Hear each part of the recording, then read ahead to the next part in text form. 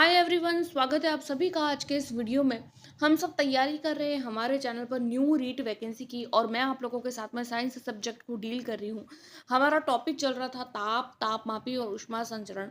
और इसकी जो एक क्लास है वो ऑलरेडी मैं आप लोगों के साथ में डिस्कस कर चुकी हूँ और जिसकी काफ़ी सारी चीज़ें मैं ऑलरेडी आप लोगों के साथ में डिस्कस कर चुकी हूँ। और इस वीडियो को देखने से पहले आप लोग पहले उस वीडियो को ज़रूर देखिएगा, उसके बाद में इस वीडियो को देखिएगा ताकि आप लोगों के जो भी डाउट्स हो, इससे पहले की जो चीज़ें हैं, इसकी जो बेसिक चीज़ें हैं, वो उसके लिए आप लोगों की जो कंसेप्ट है वो क्लियर हो, तो आप लोगों को ये सेकंड वीडियो अच्छे से समझ में आएगी। ये जो वीडियो है, इसके जो नोट्स है मेरे खुद के द्वारा बनाए गए हैंड रिटन नोट्स है, जिसका सोर्स एनसीईआरटी की बुक और आरबीएससी की बुक्स दोनों को कंबाइन करते हुए मैंने नोट्स को बनाया है। इसकी कंप्लीट पीडीएफ जो आप लोगों को फ्री ऑफ कॉस्ट मेरे यूट्यूब चैनल मेरे टेलीग्राम ग्रुप पर मिल जाएगी, जिसका लिंक आप लोगों को इसी वीडियो के डिस्क्रिप्शन बॉक्स में मिलेगा। स्टार्ट करते हैं बिना किसी देरी के वीडियो को। चैनल पर पहली बार आए हैं और अगर वीडियो पसंद आती है तो अपने दोस्तों के साथ में शेयर करके वीडियो को लाइक कर सकते हैं, चैनल को सब्सक्राइब भी कर सकते हैं। स्टार्ट करते हैं। हम लोग देख रहे हैं ऊष्मा का आदान प्रदान, की ऊष्मा का आदान प्रदान क्या होता है। किन्हीं दो निकायों के बीच में ऊष्मा का आदान प्रदान उसमें तापों के अंतर के कारण, यानी ऊष्मा कब एक स्थान से दूसरे स्थान पर जाती है, जब उसके ताप में अंतर होता है। ऊष्मा सदैव उच्च ताप से निम्न ताप की वस्तु की ओर तब तक प्रवाहित होती है जब तक कि दोनों का ताप एक जैसा नहीं हो जाए, तब तक वो एक एक स्थान से दूसरे स्थान पर प्रवाहित होती रहेगी। ताप में परिवर्तन ही ऊष्मा का आदान प्रदान है, यानी ऊष्मा का आदान प्रदान तभी होगा जब तापमान में परिवर्तन होगा। ताप परिवर्तन के लिए आवश्यकता उसके लिए आवश्यक ऊष्मा तीन बातों पर निर्भर करती है कि उसका द्रव्यमान कितना है, ताप में परिवर्तन कितना है और पदार्थ की प्रकृति कैसी है। आगे देखेंगे हम लोग ऊष्माधारिता कि ऊष्माधारिता क्या होती है। किसी पदार्थ का तापमान 1 डिग्री सेल्सियस से बढ़ाने के लिए आवश्यक ऊष्मा की मात्रा उस पदार्थ की ऊष्माधारिता कहलाती है। ये जो डेफिनेशन है एग्जाम में पूछी जाती है, इंपॉर्टेंट है। C बराबर में Q अपॉन में T। यहाँ पर C का मतलब ऊष्माधारिता है, Q यहाँ पर दी गई ऊष्मा है और यहाँ पर लिखा हुआ है डेल्टा T। यहाँ पर ये जो त्रिकोण बनाया है ना, मैंने ट्राइंगल बनाया है, इसको डेल्टा बोलते हैं और इसको T बोलते हैं। तो यहाँ पर T यानी टेम्परेचर है और डेल्टा यानी ताप में अंतर है, ताप में परिवर्तन है। राइट। अब यहाँ पर ऊष्माधारिता का मात्रक क्या है, तो जूल प्रति केल्विन, यानी जूल पर केल्विन या फिर कैलोरी प्रति डिग्री सेल्सियस, ये इसका मात्रक होता है। यदि किसी पदार्थ की ऊष्माधारिता अधिक है तो उसका तापमान बढ़ाने के लिए अधिक ऊष्मा की आवश्यकता होगी। यानी कि कोई भी पदार्थ की ऊष्माधारिता अगर अधिक है तो उसका तापमान बढ़ाना है तो हम लोगों को अधिक ज़्यादा एनर्जी देने की जरूरत रहेगी। आगे हम लोग देख रहे हैं विशिष्ट ऊष्मा क्या होती है। 1 किलोग्राम पदार्थ का तापमान 1 डिग्री सेल्सियस से बढ़ाने के लिए आवश्यक ऊष्मा को उस पदार्थ की विशिष्ट ऊष्मा कहते हैं। आगे यानी 1 किलोग्राम पदार्थ का ये जो क्वेश्चन है एग्जाम में पूछा गया क्वेश्चन है कि विशिष्ट ऊष्मा क्या होती है। विशिष्ट ऊष्मा में कितना पदार्थ का भार कितना होता है, तो 1 किलोग्राम। ये जो चीज़ है ना इंपॉर्टेंट है। अब यहाँ पर लगता है ऐसा है कि भाई 1 किलोग्राम पदार्थ हो 1 ग्राम पदार्थ हो, क्या फर्क पड़ता है, क्या इसमें से क्वेश्चन बनेगा। लेकिन बनता है कि 1 किलोग्राम पदार्थ का तापमान होता है 1 ग्राम है, 1 कैलोरी है, कितना है उस चीज का, क्या है उसकी वैल्यू। तो 1 किलोग्राम पदार्थ का तापमान 1 डिग्री सेल्सियस से बढ़ाने के लिए आवश्यक ऊष्मा को उस पदार्थ की विशिष्ट ऊष्मा कहते हैं, जिसका मात्रक क्या है, किलो कैलोरी, किलोग्राम की पावर -1, डिग्री सेल्सियस की पावर -1। ऐसा ही मात्रक है जूल, किलोग्राम की पावर -1, कैलोरी केल्विन, कैलोरी की पावर -1। 1 ग्राम जल का तापमान 1 डिग्री सेल्सियस बढ़ाने के लिए 1 कैलोरी ऊष्मा की आवश्यकता होती है। यानी 1 ग्राम जल का तापमान अगर 1 डिग्री सेल्सियस बढ़ाना है तो 1 कैलोरी ऊष्मा की आवश्यकता होगी। जल की विशिष्ट ऊष्मा का मान 1 कैलोरी पर ग्राम डिग्री सेल्सियस होता है। जल की विशिष्ट ऊष्मा का मान अन्य पदार्थ की तुलना में सबसे ज्यादा होता है। ये लाइन इंपॉर्टेंट है, मैंने हाईलाइट भी करी है कि जल की विशिष्ट ऊष्मा का मान जो होता है वो अन्य पदार्थों की तुलना में सबसे अधिक होता है। जिन पदार्थों की विशिष्ट ऊष्मा अधिक होती है वे धीमे धीमे गर्म होते हैं, वो धीमे धीमे ठंडे होते हैं। तो कई बार आप लोगों से पूछा जा सकता है कि कुछ कुछ पदार्थ ऐसे होते हैं जो बहुत धीमे धीमे गर्म होते हैं या धीमे धीमे ठंडे होते हैं। तो इसका रीजन क्या है कि उनकी विशिष्ट ऊष्मा ज्यादा होती है, उनकी विशिष्ट ऊष्मा कम होती है, उनकी जो है वो मोलर ऊर्जा उनकी कम होती है, मोलर विशिष्ट ऊर्जा ज्यादा होती है। तो इस तरीके से इसमें क्वेश्चन बन सकता है। तो ये छोटे छोटे पॉइंट है ना, कई बार दिखते नहीं है कि ये क्या ही फर्जी चीज है, लेकिन क्वेश्चन इन्हीं में से बनते हैं। फिर लगता है कि हाँ ये चीजें थी तो सही, लेकिन हम लोगों ने देखी नहीं। आगे देखेंगे हम लोग मोलर विशिष्ट ऊष्मा, जिसको CP लिखते हैं। यदि ऊष्मा हस्तांतरण के समय गैस का दाब नियत रखा जाए, यानी ऊष्मा का स्थानांतरण करना है लेकिन गैस का दाब क्या रखना है, यहाँ पर लिखा हुआ ना Cp, विशिष्ट ऊष्मा का मतलब हम लोगों ने क्या देखा था, C देखा था। P का मतलब है प्रेशर, यानी गैस का दाब, यानी प्रेशर जो है वो फिक्स रखना है, इसलिए इसको Cp। अगर आयतन का मान फिक्स रखता है तो Cv हो जाता है। ठीक है, गैस का दाब अगर नियत रखा जाता है तो नियत दाब पर मोलर विशिष्ट ऊष्मा कहते हैं, नियत दाब पर, इसलिए Cp। C का मतलब विशिष्ट विशिष्ट ऊष्मा और P का मतलब प्रेशर, यानी नियत दाब पर। और यदि आयतन नियत रखते हैं तो इसे आयतन मोलर विशिष्ट ऊष्मा कहते हैं, यानी कि Cv कहते हैं। अब आता है पदार्थों में अवस्था परिवर्तन किस प्रकार से होता है। किसी पदार्थ का एक निश्चित ताप पर एक अवस्था से दूसरी अवस्था, अर्थात ठोस से द्रव, द्रव से गैस और गैस से ठोस में या फिर गैस से द्रव में परिवर्तित होना अवस्था परिवर्तन। अवस्था परिवर्तन का मतलब क्या है कि कोई भी पदार्थ है, इसका निश्चित तापमान है, वो एक अवस्था से दूसरी अवस्था में चेंज होगी। जैसे कि ठोस से द्रव में आएगी, द्रव से गैस में आएगी। जैसे कि देखिए मैं आप लोगों से बताती हूँ, देखिए ये ठोस है, फिर आगे आ जाता है द्रव है, और फिर आगे आ जाता है गैस है। तो फिर क्या होगा, अवस्था परिवर्तन का मतलब क्या है, ठोस से द्रव में आएगी, द्रव से गैस में बदलेगी, या फिर ठोस से सीधा गैस में आएगी, या फिर गैस से द्रव में, द्रव से ठोस में, या फिर गैस से सीधा ठोस में। तो अवस्था में परिवर्तन हो गया ना, कि पहले ठोस से द्रव में गई, फिर द्रव से गैस में गई, या फिर ठोस से सीधा द्रव में गई, फिर गैस से द्रव में गई, द्रव से ठोस में गई, या फिर सीधा गैस से ठोस में गई। तो ये अवस्थाओं में परिवर्तन होगा। जो दो अवस्थाओं में परिवर्तन है उसी को हम लोग पदार्थ में अवस्था परिवर्तन कहते हैं। अवस्था परिवर्तन में पदार्थ का तापमान नहीं बदलता है, पदार्थ के अणुओं की गतिज ऊर्जा भी नहीं बदलती है। अवस्था जब परिवर्तन होता है तो पदार्थ का तापमान जो है वो नहीं बदलता है, केवल और केवल पदार्थ के अणुओं की गतिज ऊर्जा भी नहीं बदलती है, केवल अणुओं की आंतरिक स्थितिज ऊर्जा, यानी कि गति तो पदार्थों की वही रहती है। ठीक है, केवल अणु की जो है वो स्थिति, उनकी केवल स्थिति बदलती है, लेकिन अणुओं की आंतरिक स्थितिज ऊर्जा बदलती रहती है।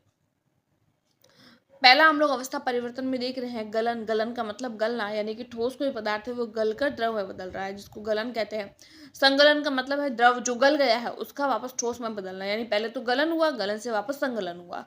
ठीक है, जैसे कि यहाँ पर ठोस है, फिर आ रहा है यहाँ पर द्रव है, ठोस है फिर द्रव है, तो ठोस से पहले द्रव हुआ तो गल गल गया, ये गल के ठोस से द्रव बन गया तो गलन, और फिर द्रव से वापस ठोस यानी संगलन। तो याद भी हो जाएगा भाई, कोई भी चीज डेफिनेशन याद नहीं रह रही है तो ऐसे लिख दो, ठोस द्रव, ठोस से द्रव गलन, द्रव से ठोस संगलन, याद हो गई, सिंपल सी।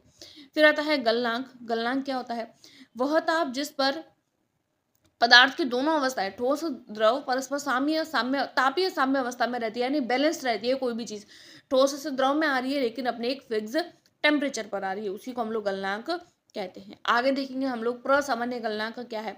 मानक वायुमंडल दाब पर, यानी जो स्टैंडर्ड वायुमंडलीय जो वायुमंडल का प्रेशर है वो, उस पर किसी पदार्थ का गलनांक प्रसामान्य गलनांक, यानी कि नॉर्मल जो टेम्परेचर है, जो प्रेशर है वायुमंडल का, उसी पर उस पदार्थ का गलना, उसी को हम लोग प्रसामान्य गलनांक कहते हैं। बर्फ का गलनांक कितना होता है, 0 डिग्री केल्विन या फिर 273, 0 डिग्री सेल्सियस और 273 केल्विन।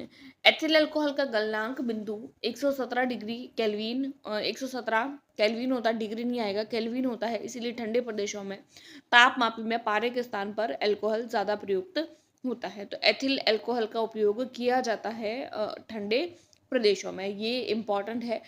क्वेश्चन इसमें से ऐसे बनेगा कि जो ठंडे प्रदेश होते हैं उसमें तापमापी में पारे का उपयोग नहीं किया जाता है। क्यों नहीं किया जाता है, क्योंकि वहाँ नहीं किया जाता है तो पारे के स्थान पर किसका उपयोग किया जाता है, तो किसका उपयोग करते हैं, एथिल अल्कोहल का। एथिल अल्कोहल का उपयोग क्यों करते हैं, क्योंकि एथिल अल्कोहल का जो टेम्परेचर है वो 117 केल्विन होता है। ठीक है, आगे देख रहे हैं हम लोग नोट पॉइंट जो इंपॉर्टेंट है। गलनांक पदार्थों की प्रकृति व दाब पर निर्भर करता है, यानी कोई भी पदार्थ का गलनांक कितना है वो उसकी पदार्थ की प्रकृति के, वो पदार्थ कैसा है उसकी प्रकृति पर, उसका दाब कैसा है, उसका प्रेशर कैसा है, इन सब बातों पर निर्भर करता है।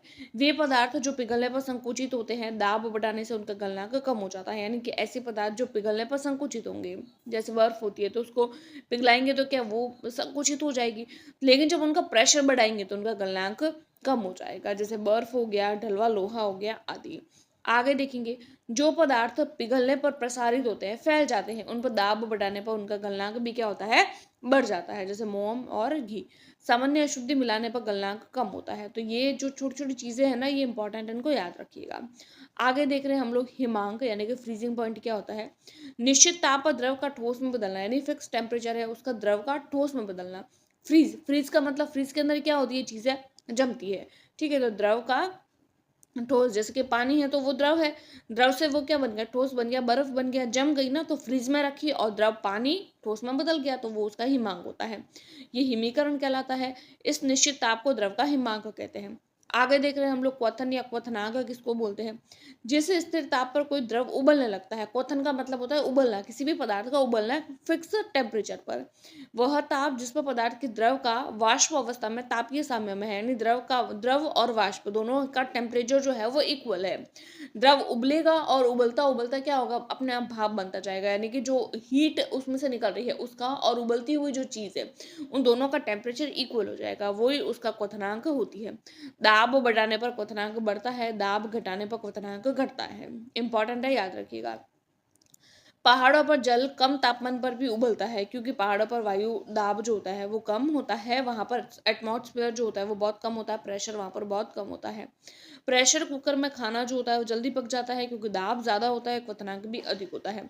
अशुद्धि मिलाने पर द्रव का क्वथनांक बढ़ जाता है, ये हम लोग पढ़ चुके हैं। आगे हम लोग देखेंगे प्रसामान्य क्वथनांक किसको बोलते हैं। मानक वायुमंडलीय दाब यानी कि एक एटमॉस्फेयर, यानी कि जो वायुमंडल का दाब होता है उस पर किसी पदार्थ के क्वथनांक को, मानक वायुमंडलीय दाब पर किसी पदार्थ को क्वथनांक को प्रसामान्य क्वथनांक, और मानक वायुमंडलीय दाब पर किसी पदार्थ के गलनांक को प्रसामान्य जो है वो प्रसामान्य गलनांक कहते हैं। यानी कि जब कोई भी चीज जो मानक वायुमंडलीय दाब पर हो रही है तो वो क्वथनांक और गलनांक कहलाती है। आगे देखेंगे, शुद्ध जल के लिए इसका मान 100 डिग्री केल्विन और डिग्री सेल्सियस और 273 केल्विन, डिग्री नहीं आएगा, केल्विन होगा। आगे देखेंगे हम लोग संघनन बिंदु क्या होता है। निश्चित ताप पर वाष्प का द्रव में बदलना, जैसे कि यहाँ पर है वाष्प और यहाँ पर है हम लोग द्रव ले रहे हैं, ठीक है। तो यहाँ पर किसी निश्चित ताप पर वाष्प यानी भाप है, ये भाप का द्रव में बदल जाना, संगलन, गलन हो गया, ठीक है। ये तो वाष्प थी, गैस थी, अब इससे ये गल के किस में आ गई, द्रव में आ गई। द्रव जो गलने वाली चीज होती है तो वो उसका संघनन बिंदु कहलाता है, संघनन बिंदु कहलाता है। प्राय क्वथनांक व संघनन बिंदु समान होते हैं, जैसे भाप का पानी बनना, ठंडे पानी की बोतल के बाहर पानी की बूंदों का आ जाना, वो संघनन का एग्जाम्पल है।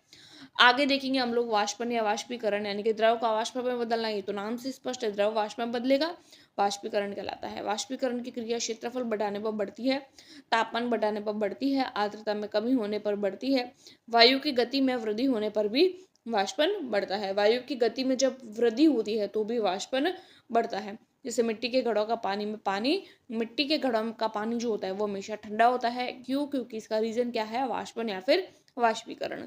आगे देख रहे हैं हम लोग 10वें नंबर पर ऊर्ध्वपातन सब्लिमेशन, जिसके एग्जाम्पल काफी इंपॉर्टेंट है हर एक एग्जाम में, चाहे कोई भी हो आप लोगों के, थर्ड ग्रेड से लेकर, रीट से लेकर, एलडीसी से लेकर, पशु परिचर से लेकर पशुधन सहायक, ये इस तरीके की जो एग्जामिनेशन होता है, कांस्टेबल से लेकर कोई भी परीक्षा होती है उसके अंदर ऊर्ध्वपातन न पूछा जाए, सब्लिमेशन न पूछे, ऐसा हो ही नहीं सकता। Most important, most very very important.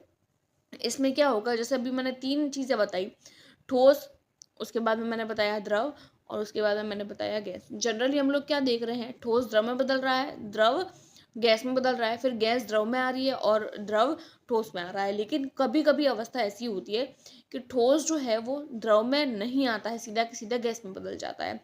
जैसे कि कभी कभी क्या होता है, जैसे कि कोई भी चीज़, जैसे बर्फ है, तो बर्फ क्या होगी, बर्फ को जब हम लोग गर्म करेंगे तो पहले पानी बनेगी, द्रव बदलेगा, द्रव में बदल जाएगा, जब द्रव को और उबालेंगे तो वो वाष्प बनकर यानी गैस बन के उड़ जाएगा, राइट।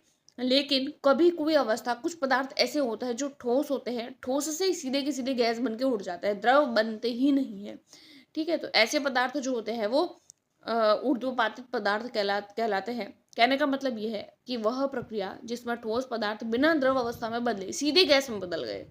जैसे इसके कुछ एग्जाम्पल है, एग्जाम्पल वेरी वेरी इंपॉर्टेंट है, जैसे कपूर, नेफ्थलीन ठोस, कार्बन डाइऑक्साइड यानी शुष्क बर्फ, आयोडीन, नौसदर NH4Cl, anthracene, ammonium chloride, example याद रखिएगा, पूछे जा सकते हैं। आगे देखेंगे हम लोग गुप्त ऊष्मा किसको कहते हैं, जो रीट 2016 में पूछा गया क्वेश्चन है। स्थिर ताप पर, कोई तापमान नहीं है, तापमान इसका स्थिर है, स्थिर ताप पर 1 किलोग्राम पदार्थ की अवस्था परिवर्तन के लिए आवश्यक ऊष्मा को उस पदार्थ की गुप्त ऊष्मा कहते हैं।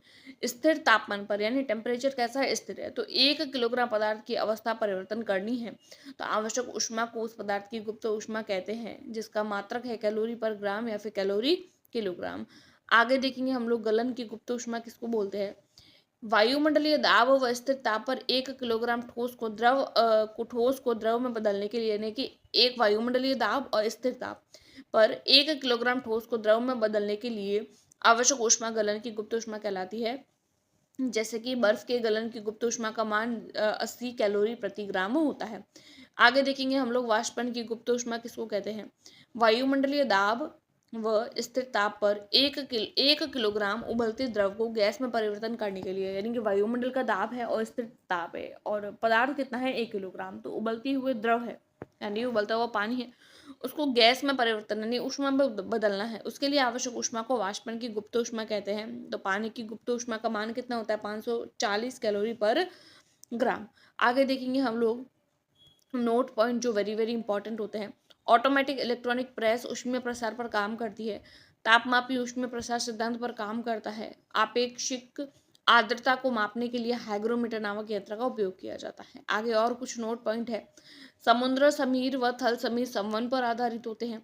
हीटर व अंगीठी में ऊष्मा का संचरण जो है वो विकिरण द्वारा होता है। तो इसी के साथ में हमारा ताप और तापमापी ऊष्मा संचरण वाला टॉपिक 2 क्लासेस में कंप्लीट होता है।